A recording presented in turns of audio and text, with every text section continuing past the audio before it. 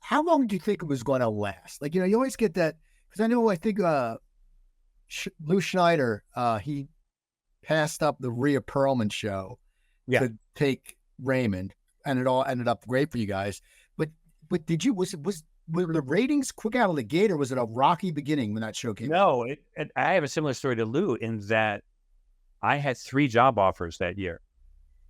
It was the last season of Coach, the first 13 of Everybody Loves Raymond, or a show that was on Fox called Homeboys from Outer Space, about 2 young black kids who are in outer space.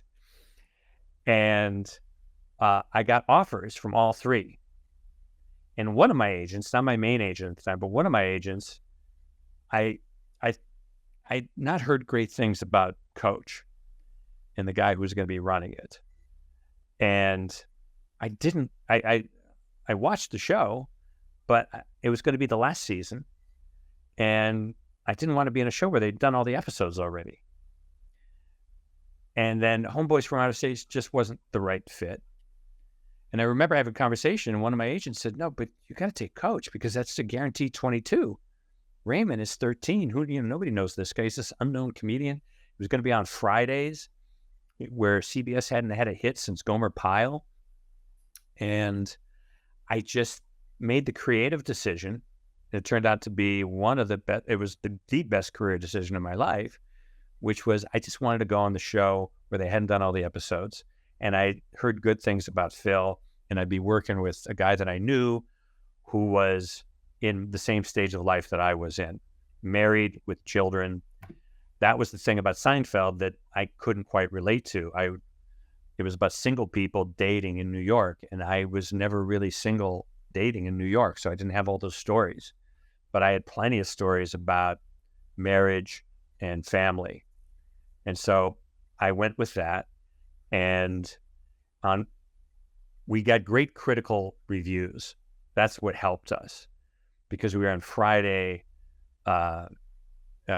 Ray would always joke, we're getting our ass kicked by Moesha.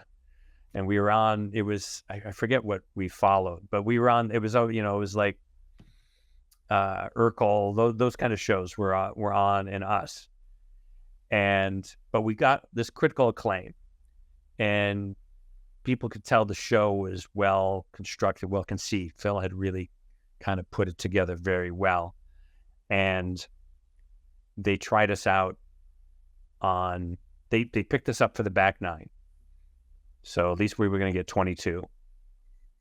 And then later in the year, they decided to try us out on Monday because they had these star-driven shows. They had this show with Ted Danson and Mary Steenburgen. They had the second iteration of The Cosby Show. And on Wednesdays, they had this Rhea Perlman show. Excuse me. And these shows weren't doing all that well, especially the Ted Danson show. And so they tried us out on Monday at 8:30, and we did pretty well. And I think we ended the season, like the last 2 or 3 episodes were on Monday at 8:30 in that block that they had. And they decided, this is we got out of the Friday hellscape and was in their heavily promoted Monday. And that was, we came back for a second season.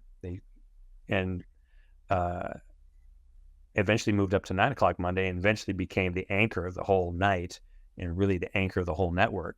Cooper's Comedy Corner.